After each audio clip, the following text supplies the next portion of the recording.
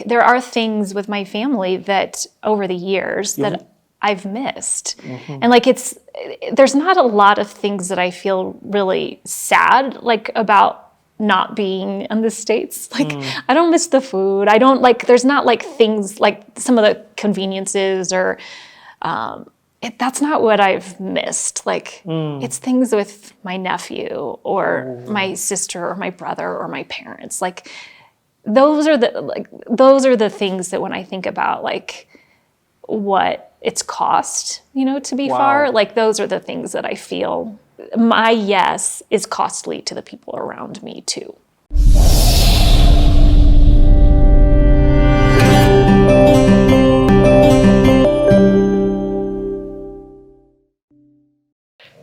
The tagline on CTA, Cleaning the Airwaves, is you truly never know people until you take the time out to get to know people.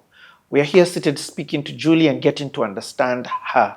We're getting to understand this side that we've seen yesterday or that you are going to get to see.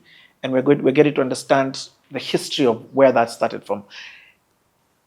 Off camera, I kept saying normal is not normal. That's that decision you make to leave university to go and spend time with your grandparents, to me, looks exactly like what we saw yesterday. And I'm like, it's not normal for somebody in high school to decide to stop out of their own volition and then go and spend time raising their grandparents who are not doing too well physically, who are sick. Am I supposed? Is that a question? Yeah, it's a statement with a full stop. With what are your thoughts of that? Yeah, right. Yeah, I mean, I think like so much of my work now, it felt like some sort of invitation. I didn't feel forced. It wasn't like there was some sort of coercive things, even like from God or otherwise. Like it felt like an invitation to go and to be with them and to serve them and to love them in the ways that they had loved me throughout my childhood. And the thing that I feel about these invitations is like, if you don't say yes, you actually don't know what you miss. Like there's so many things in our lives where it feels like there's like this pause, this interruption, will you notice and pay attention that there's an opportunity right here that's going to change like the trajectory of your life, but you don't know that in that moment. It's just like, there's this subtle, gentle, typically, like for me, like it's gentle and it's an invitation and you choose to say yes or no. It's so powerful that you'd say that, because Kanji introduced me to a word, and the word is called Selah. And Selah means pause. Take a moment to pause and see what this thing is happening here and then make the decision. So that interruption in your life, you see, it can look like inconvenience. It can look like a stupid decision in the normalness of life. Not even in the normalness, in the logicalness. Because I had scholarships. I was already settled at university. Like there were consequences for the choice as far as like what could be lost. Wow. And like I actually look back and I think my parents were really gracious and like they trusted me as I was making this decision. Like somehow they trusted me as an 18-year-old that I was paying attention to like an invitation from God, which is like really interesting as I look back on that. Yeah. Because now like as I'm like parenting and trying to guide my kids and wanting them to make good decisions and decisions like that will lead them towards life, and success and hopefully like a generosity within them. So. Okay. You are in LA, you are in a Christian school in LA. That is now it's urban to the core. Yeah. What was that like? I feel like you're sheltered though, because of the school. I was. Were you in? And it's a certain like population at that time within the school, like mostly Christian professors, like a beautiful campus within a city, like a Azusa. Like there's a lot of I mean, there can be violence like within the larger city, like a lot of lower socioeconomic people living within that. And then in the university, I mean, it was a sheltered place, I'd say. But a place where I had a rich experience and a experience when I came back. So I came back starting my second year of university and got to just finish out. What year do you go back after your grandparents? What year? So I finished high school in 97. I started university like in August of that year. I moved in December to be with my grandparents until May of 98. And then I came back like in August or September to go back to university again. Okay, so let's continue from that. So what's that experience like? I'm hearing you saying that the course that you're studying is also as part of the practicals, opening up opportunities for you to go to other hospitals to work. Yeah, so I mean, I would go Tuesdays and Thursdays all day to work in the hospital. Monday, Wednesday, Friday were classes, and I'd study a lot because I needed to succeed. My junior year, so my third year, is when, this is how I remember the story, and it's how I tell the story, is that a friend of mine from nursing school wanted to go on a summer mission trip, a short-term trip to Kenya. And my sister was getting married that summer. I didn't think that I could go, but my friend didn't want to go to the information meeting by herself. And so I told her I'd go with her, and I did. And in that meeting, again, I felt like this, I don't know if invitation is the right word, but like, I felt like I was supposed to go on that trip, and I did. And my friend didn't end up going on the trip that summer. And I came and worked with... Hold on. At this time, do you know of Kenya? No, not really. And like, I feel sad that I didn't know more about Africa as the continent and the countries and the people groups, and I didn't. It is what it is. It is. But it is what but it it is. isn't something, like there are people who like from their childhood are like, I dreamt that like I would become a missionary to someplace in Africa. Like that was not my story. It wasn't something I imagined. It wasn't something like I was resistant to, but it wasn't like a part of my framework. Like, I want to repeat your story from what I've heard. Your friend wants to go for this trip. Your friend doesn't want to go for the meeting alone. So your friend invites you to go. Actually, she wanted you to go with her to Kenya for the trip. So she invites you, so you decide, okay, let's just go for this meeting trip together. And it's in that meeting trip that you're hearing about this Kenya and what. So what was it? Who was telling you about this? It was just whoever was going to lead the trip. It wasn't a Kenyan. It wasn't like I really got introduced to Kenya, but something about, where they were going and the way they presented it. Like I was moved and I wanted to be a part of it. Wow. So they were coming to actually Kipkaren, which is where I've lived for the last 21 years now, to this village to work with David Tarus, who was a co-founder of an organization called Empowering Lives International. And the co-founder of that organization is named Don Rogers, and he had gone to Azusa Pacific years earlier. Yeah. So this was the summer of 2000. I came on a group. Did you do your sister's wedding? I came back for my sister's wedding. Okay. Yeah. I didn't miss my sister's wedding. I mean, I'm going to be, what was this Africa called? No. Wedding? I mean, but there are things with my family that over the years that I've missed. Mm-hmm. And there's not a lot of things that I feel really sad, about not being in the States. I don't miss the food. I don't there's not things like some of the conveniences or, that's not what I've missed. It's things with my nephew or my sister or my brother or my parents. Those are the things that when I think about what it's cost, to be Wow. far. Like those are the things that I feel. Okay, and actually, no, let me just go there a bit. I've not thought about it like that.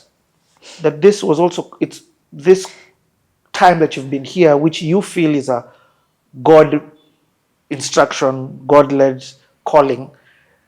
You choose it, and there are costs to it.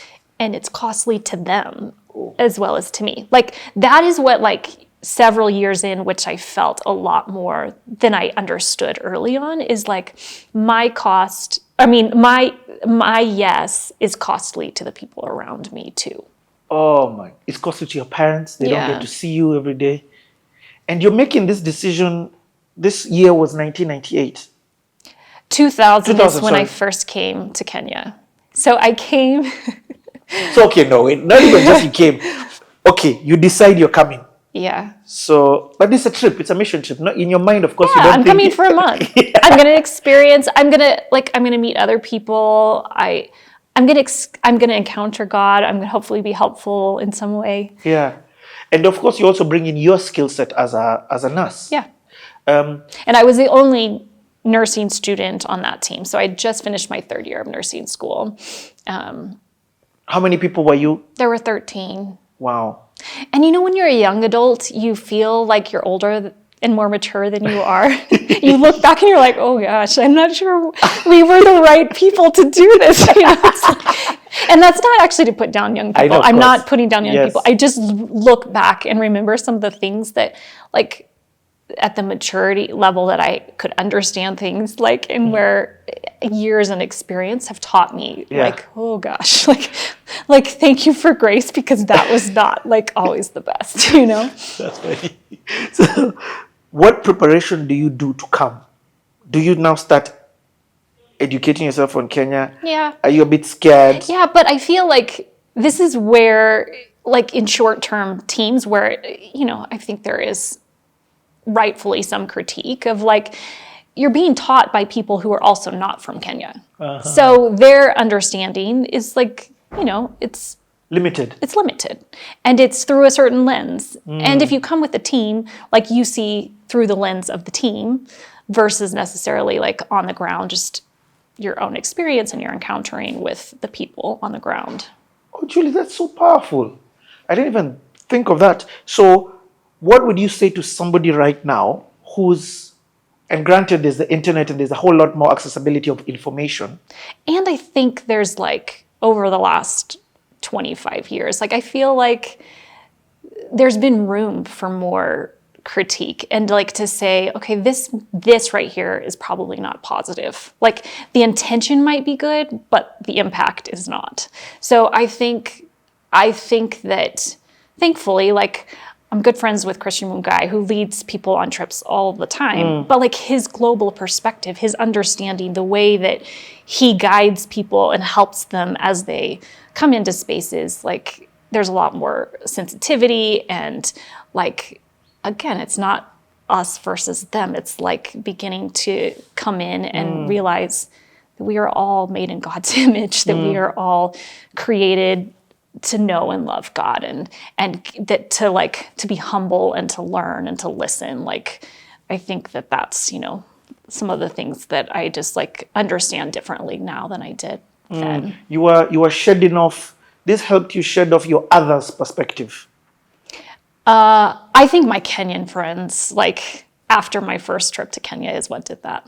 Okay. Because I came in and it was I came to Kenya and I had a really powerful experience, wonderful Kenyan leaders who were gracious and welcoming and allowed us to experience the community and hospitality and gave us Kalenjin names and allowed us to... Can you remember? Yeah, it's Jep Kios. It's what I was called until I was married, in the village. And this idea... Jep Kios. Okay. So I was born before my time. I was born prematurely. Wow. Yeah. So, and David Tarus is the one who gave us all the names and allowed us to feel welcomed before we we didn't deserve to be able to come in and to experience such rich hospitality and such rich belonging. Okay. I don't want to rush over this arrival of your first time in Kenya. I want to understand the emotion. So, for example, you fly in, you land in Nairobi, you and this team of 13 people. Do you spend time in Nairobi or it's straight We to spent one day in the Mennonite guest house. I don't think it's still there. Yeah. So we spent one day there, and then we took a bus, and we, like, not the full-size bus, but like this white van bus looking thing that could hold like 20 people or something. And David Tarus had been at the airport ready to receive us. Okay. And maybe Samuel Tamuge, who's the other co-founder of Empowering Lives. So I believe the two of them were with us, and they drove up with us. And there was a warmth. There was like, you're invited, like you are welcome, like thank you for coming. And I leaned in, and I experienced. I say on this channel, I've got a show called the Diaspora Series, and it's mostly about Kenyans going to the diaspora. And there's something that Waithaka said, who I had on the show, that I've never forgotten until today. And he says the person who picks you up from the airport is one of the most important things while traveling to a different country, because they are the first interaction you get with that place. Yeah. So for you, I mean, yesterday I saw you with David, and this is a relationship that started 25 years ago. And he became, like, quickly, I mean, he had so much energy. Like, that me as an introvert, like, I was trying to figure it out a little bit initially. I mean, he is one of the most remarkable people and leaders, like, I've ever been around. And my life has been deeply shaped because of his leadership, because of the way he loves his community and our community, the way that he can sit with someone who is coming to his home because they have no food, and he treats them the same as if he were to sit with the president. Like, he has that ability to be with people and to see their value and worth, and to listen. That, my life has, like, been deeply impacted, probably since the first time he came to the airport and picked me up with this group of others. That, again, like, I was coming for 1 month. Like, it was going to be 1 month of my life that I would have been shaped by. It could have influenced the way I did nursing, the way I engaged with the world. But, like, I was really moved by, there was a lot of HIV in the community. So I was really moved by the suffering. I was moved by this idea that disease was causing so much stigma, so much fear, which was also true in the US. It wasn't like, it wasn't present there also, but I was like really, encountered it. I was moved by, like, the limited access in this rural village. Because you leave Nairobi the second day, then you come to Eldoret, and you're aware that, oh, this isn't Nairobi, this is different. Because we didn't just come to Eldoret, we went to this village that wasn't even Chippewa. It was this other village where we slept in tents, where I tell David this often, like, we slept in tents. We had, the showers we took were like, they had put mabati, like, on 3 sides, and the 4th side was open to the maize field. To the people. And I was like, there has to be a 4th side. Like, this is not right. But from morning to night, like, we were going into homes, we were visiting people in the community. We were like, it just felt like very, very different than anything I'd ever experienced before. And not in, like, I don't know, there was not, like, pity, there wasn't, like, that kind of emotion, but I was deeply moved, and I was, like, so, I was taken by the people of Kenya. Like, joy, prayerfulness, celebration, but also, like, there was a level of suffering that I had not experienced before, with people who were dying from HIV and, like, on the floor of these, at the time, like, mud huts, or just sickness without access to treatment. Like, I was really moved by that. there can be some judgmental aspect of the perception of the others. And I'm going somewhere with this. But what I love about Americans, especially at a certain age, they have this thing where they leave their country to go and get, especially this university stage. I've met so many who backpack. In fact, that's why I learned about it. I learned the phrase backpack from that. Shout out to Jeff. So I learned about backpacking through that. And this is why I'm saying this. You left America to come to Kenya, not to go to holiday in Mombasa. Are you getting? What is that mentality when a lot of Kenyans are leaving Kenya to go to other countries? It's holiday based. Well, I mean, I think there was something like within the Christian universities, within the churches, where there was this mission-mindedness, this short-term mission-mindedness of going to another place. And how could we help? How could we, I mean, and there's been critique of it, you know, of like this white savior mentality of like, we can go and we can take Jesus to the people through Vacation Bible School, or we can do it through medicine, or we can do it through these different things. So, I mean, it's not all bad or wrong, but there are aspects of it that I think really have to be like evaluated and processed, and like, you know, like, with the evolution that's happening, especially because now it's Africans going to, which we need. Yes. You know, so I think like the older I get, like it's not really, hopefully it's not really being judgmental, but it's being more like there is a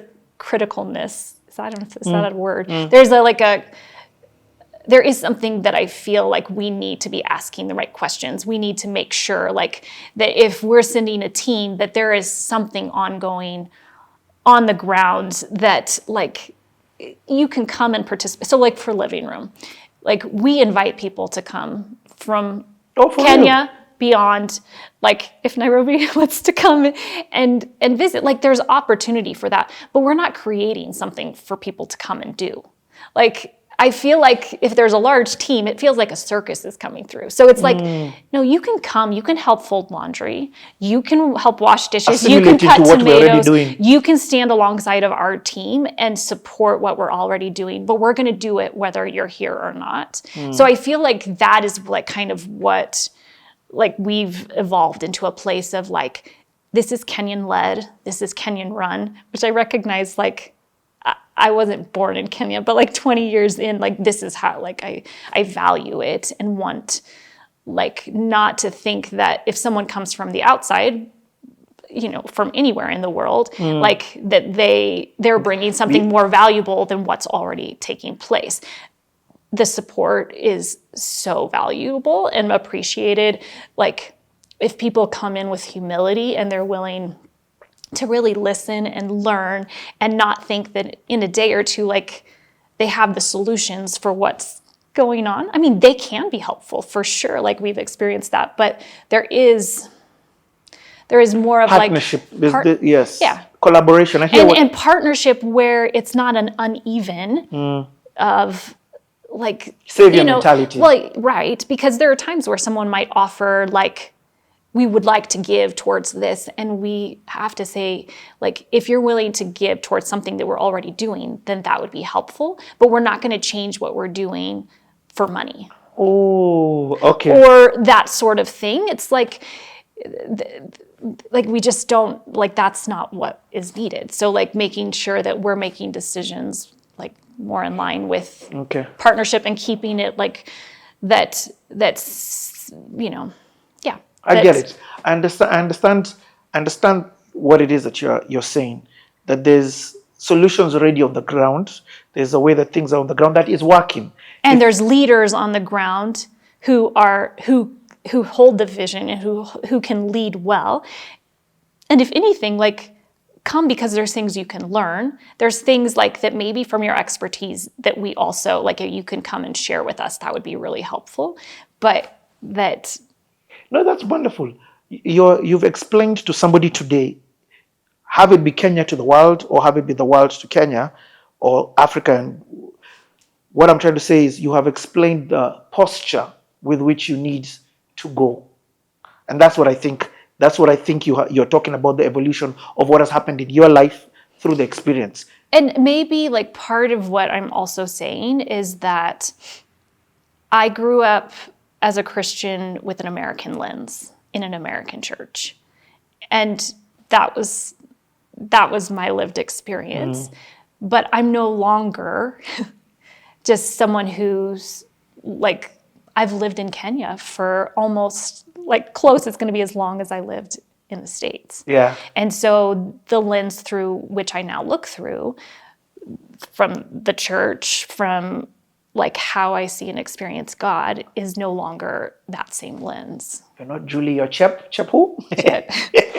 Well, I've evolved from there too, because motherhood did that. So you're called Jep Kios like from birth until you get married. And then you become the wife of whoever. And then if you have children, then you become mama. So I'm Mama Jerob. Okay. Yeah. So that evolution, but that's what I'm called. I mean, it's what I'm referred to in the village. Yeah. I love it. I mean, but imagine how gracious and generous to like come into a community and for someone to give you a name so that you can belong. That's powerful. Like, it's not something like I did anything to deserve, but I was welcomed and received. And like in that graciousness, like have been given room to like learn new culture, learn new language, be among the people and to experience community in a place that's 10,000 miles from where I was born. Whew. Okay, so you come, you're experiencing all of this.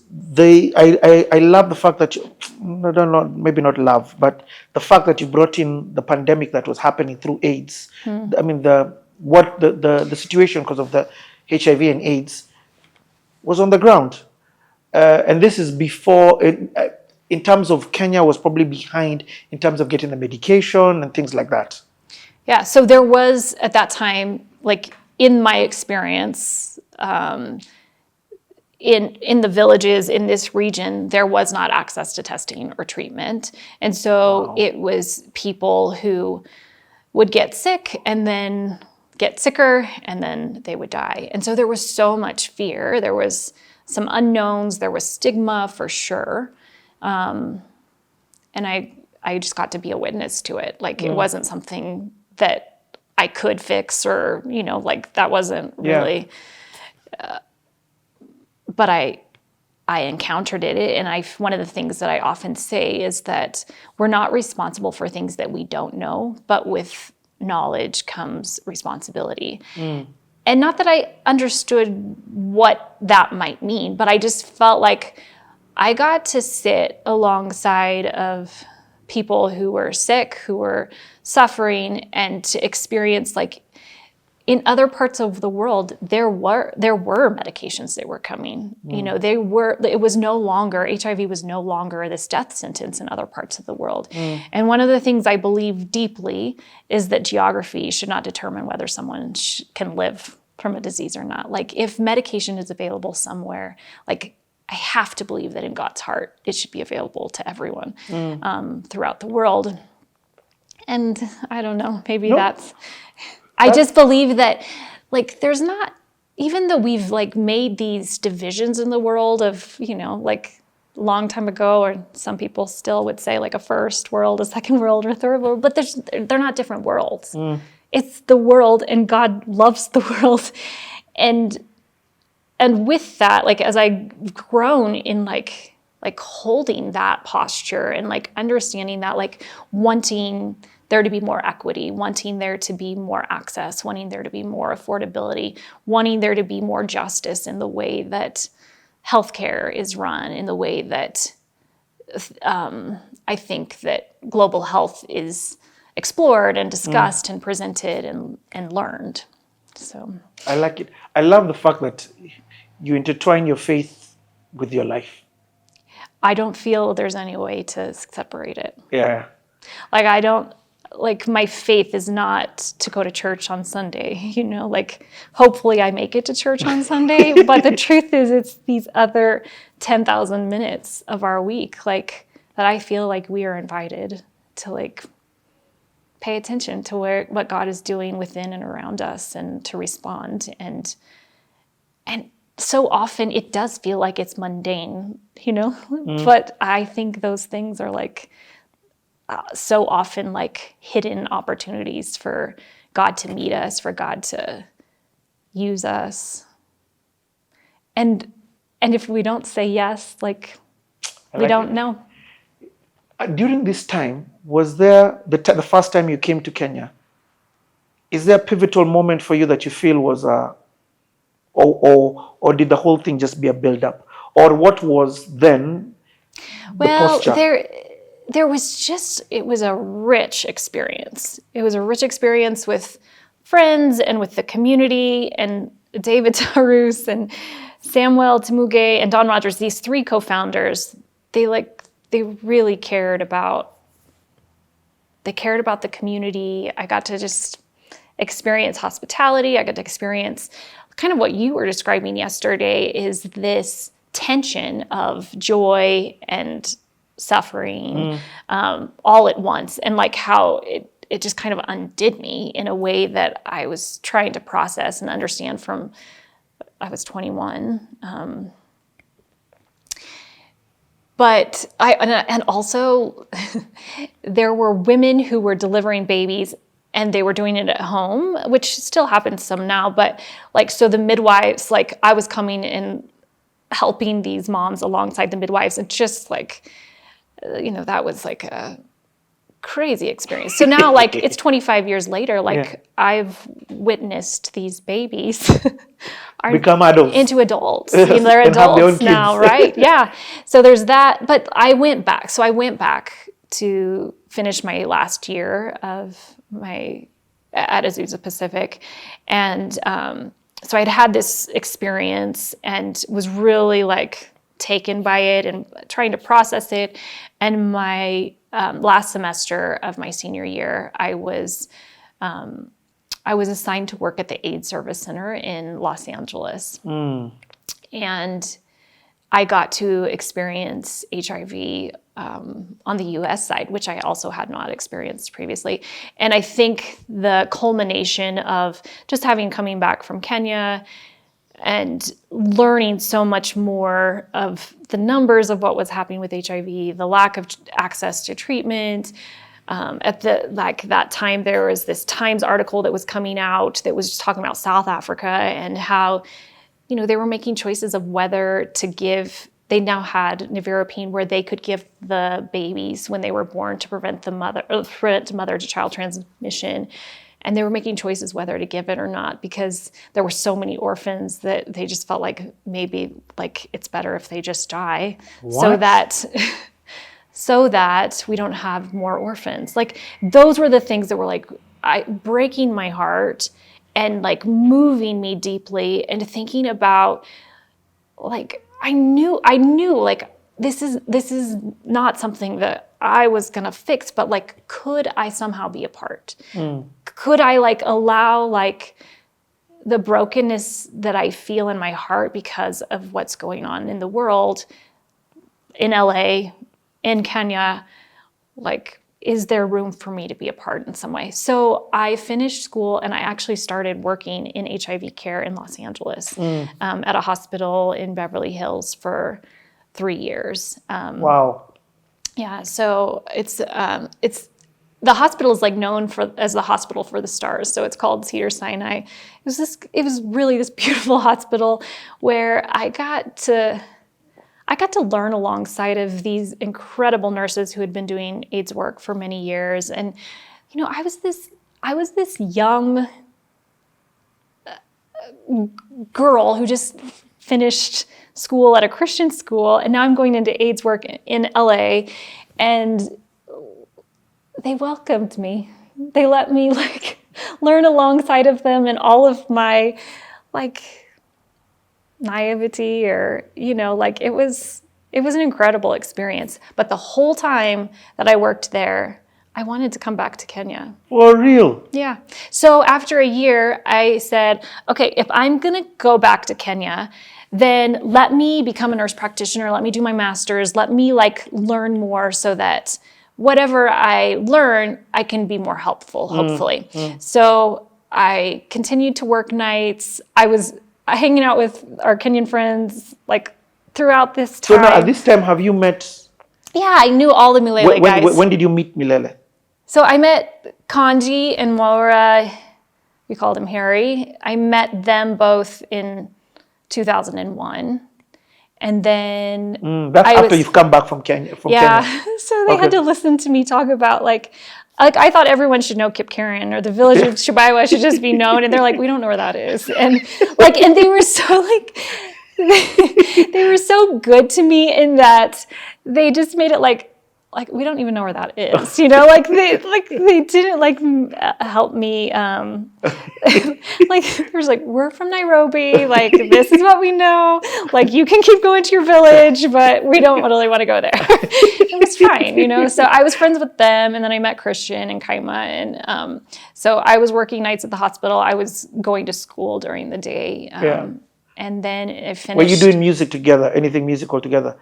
Not really. Oh, no, I mean, I was singing some, but not so much in this season. Okay. Yeah. No, they were doing all of their boy band traveling the country, and and then I in 2004 I finished my master's, and I asked Empowering Lives, the organization that I had traveled with.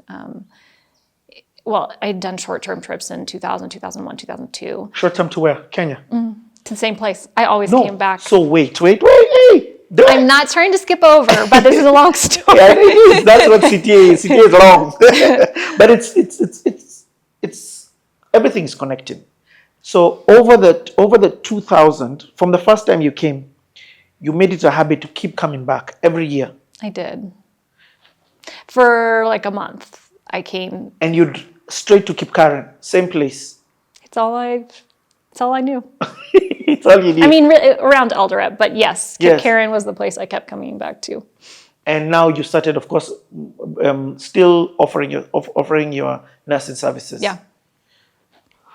Why did you keep coming back? I'm trying to understand that. Well, I really loved the community. I loved what Empowering Lives was doing, and I had been reshaped, and I wanted to come back. It wasn't finished, and I don't know. I don't know. It's hard. It's hard 20 years later, and having lived here all that time, to try to remember exactly what kept bringing me back. But after the first trip, I looked forward to when I could come again. And did you come with the group or sometimes? So in 2001, I came with another Azusa Pacific team. Mm-hmm. And then in 2002, I came with my dad, and I came with a couple friends. And I don't even remember, but I think my dad and another pastor were teaching a pastor's conference maybe. And I was doing some nursing stuff. Still in Kip Karen. I love it. No, but aspects of leadership is even influence. I think it's John Maxwell who says leadership is influence. So now you're beginning to influence your surrounding, your community, your friends. For sure. To come to this place. Meaning you're talking about this place when you go. I didn't ever stop talking about this place. I didn't understand how probably obnoxious I was. I was so moved and taken by this place and this people. And what are your parents saying? Because I'm sure they can see this girl is going back. This girl is... No, they did. And I think, they would have to speak to this, but I think everybody was she just has to keep going until she can get it out of her system. Even my grandma was if you need to go for a little while, go, but people need help in America too. That was really her perspective. And she had some really strong beliefs about me living in Kenya, but but it was something I really longed for. Even I think my Kenyan friends were just Anarudi sayote. Like, what is she doing? I mean, and they didn't always say that, but there was definitely like, okay, well, I think she's going back to Kip Karen again. Oh, kina kanji. But when I moved here in 2004, Kanji was already back in Nairobi. So he and Wendy were engaged and dear, dear, dear friends. But like from the very beginning, when I thought I was coming for a year. So in 2004, I signed up to come for a year. And Kanji said, like, just know you always have a home in Nairobi. And like having people that felt like family, not felt, I mean, they really have become family, was a huge gift. I don't want to skip over this bit because part of why I do this, Julie, is because people can learn from your life. And I don't know who's watching this, but maybe there's somebody who's having this battle of they can't explain the tag that they have that it keeps calling them to go to a different place. And it doesn't logically make sense from when you look at it from the eyes perspective. You're going to leave your family. You don't even know how you're going to earn money there. You don't know what it is. What are you going to do? The problem is too big. I was single. I would love to have been married. I wanted kids. I didn't become a doctor because I went into nursing because I wanted to become a wife and a mom. And I just thought maybe that's not going to be something that, will be for me. Like those were things that I was like wrestling. Yes. Yeah, wrestling with and thinking. And like, even if I was signing up for a year, like I didn't actually know like what it was going to look like. Wow. I mean, I remember those early, like when I was moving for a year, it was like, okay, well, I can't, like, what happens if I get malaria? What happens if, we didn't have electricity, we didn't have access to clean water. Like, it's not what it is that the videos people have been seeing, the cutaways. This was pre that. Yeah. So it was 20 years ago, and like it was. Even I wouldn't leave Nairobi to do that. I'm just being honest. But I think because I had gone for several trips, like I knew what I was coming to. It wasn't like this, there was not a big culture shock of I'm coming into this place that I don't know what my experience is going to be like from a living condition. The thing that became more challenging after a couple of months of being here was this idea of like, these people are dying of a treatable disease. Oh. Like I'm going and I'm sitting alongside of people that like, we know what they have. They don't have access to treatment and like, we're going to bury them, all of them. That like mentally and emotionally and spiritually, like, cause that felt like an issue of justice and mercy. Like that was hard. Julie, I'm trying to I don't want to use the word, I'm trying to deconstruct you. I'm trying to understand you. You get what I mean? And accept you for who it is that you are. So there's this compassion that you've been talking about that you went to see with your grandparents. When you went to your grandparents, you left school to go to your grandparents. That's the same compassion that you're having when you're seeing people in the village. But there's this human side that I know people watching are wondering, so what is it? And because I myself am wondering, this compassion is overriding real life. And I put in quotes like this. What do I mean by that? Did your family sit you down to ask you, come on, when is this thing going to stop? It's now affecting real life relationships of people you've really known. But from the time I was born, my parents told me that there's this God who loves you and that Jesus who came, like they told me my whole life, like you need to follow Jesus. So then when I tried to follow Jesus, then they had to let me follow. Even though like I couldn't, even now, can't fully explain what that means or looks like. It's like they trust me to listen and pay attention and to lean in even when it's like, oh my gosh, could she do something else? like she was taking care of HIV patients in like in Los Angeles. Like, you know, like maybe that was a good opportunity, but It wasn't an easy decision. and here's one of the things that I say. Like, I do feel like geography is not the biggest thing. Like, my hope and prayer is that wherever in the world that I was placed, that I would still be paying attention to God's Spirit, these invitations, these interruptions, like to say yes to what love is and could look like. Like, I hope that is true. But even as I like talk to you, and like Kip Karen was the place that I was invited to, and it is, you know, it is the place where I've grown up. I call them, there's a group of people that I believe exists, and they're called sent ones. They're people who follow the instruction of God fast, despite how insane it looks to people, despite whether they themselves understand it.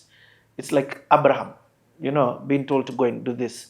So I want to take a break here, but you follow that prompting to come for that 1 year in what year? 2004. 2004. Okay. So let's take a break. From 2004, we continue this story. Okay. Umesema. To make impact, you have to touch the ground. You have to touch the ground. Yes, then you have arrived. So when anyone comes, like it's now 15 years, when Yes. anyone comes, we ask them to plant a tree. And then we believe the fruit will last for generations Wow. for the patients we serve. So as a marker of your coming and as a hope of like, it's not going to be this week or this year that there'll be fruit, but it's coming. Amazing. So there's like 1,200 trees planted across here. So Julie has really got us off guard. Got me. I'm amazed. You know what I think? I think it's disarming to be welcomed. It is. And I think the things where it feels like there could be separation, like it breaks it down quickly. So I have come to touch the soil. Touch the soil.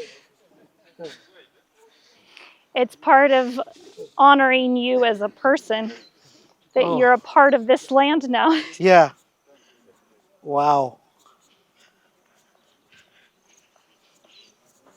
And in the same way, like that you're being received, or anyone like a visitor that comes, the vision is that the patients that come into this place, that there's the same spirit of welcome and hospitality to receive them and honor them, even if they don't believe that it's true. Wow. Because like for many, like by the time they reach here, life has told them that they're poor. It's told them that, you know, their choices have led them to, you know, like death. Okay. Yep. And we just believe there's more.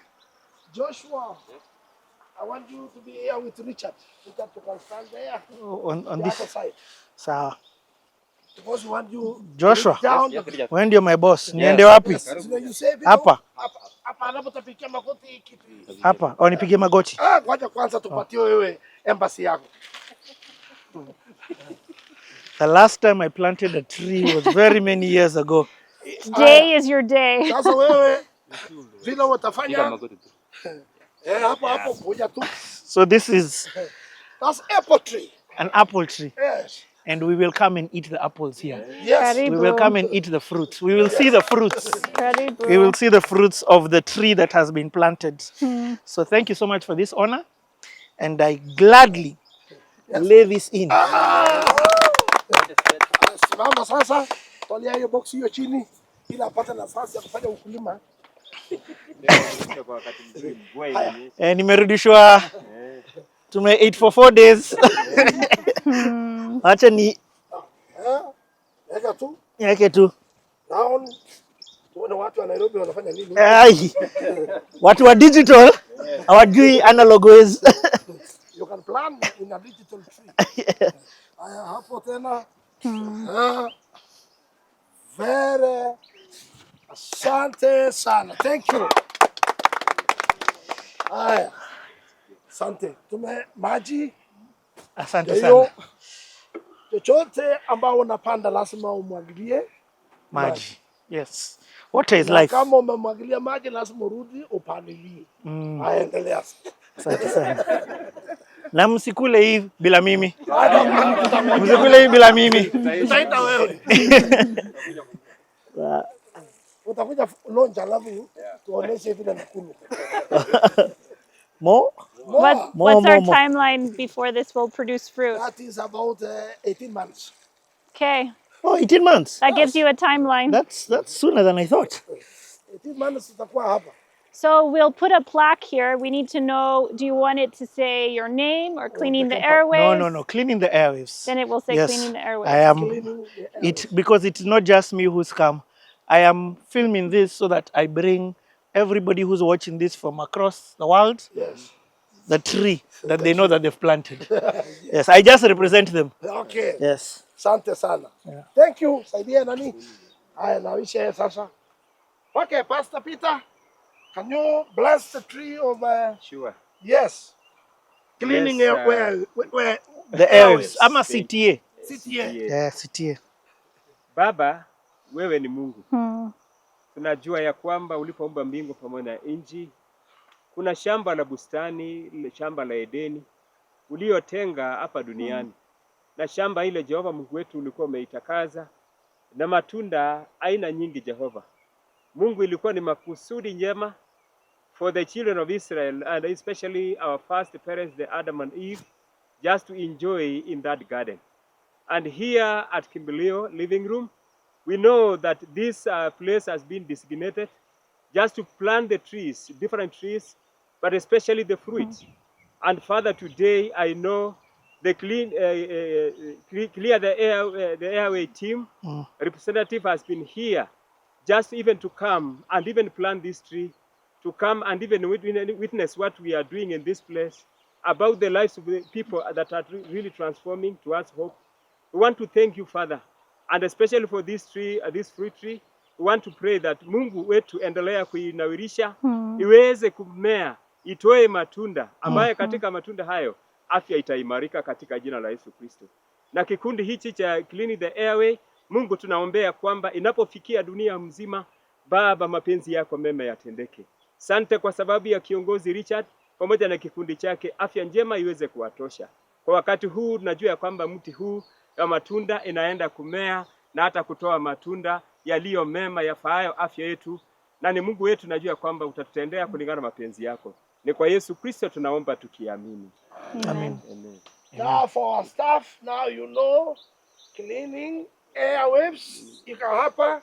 Now you will come always, and this when we want to think about the people who have also done impact in our society.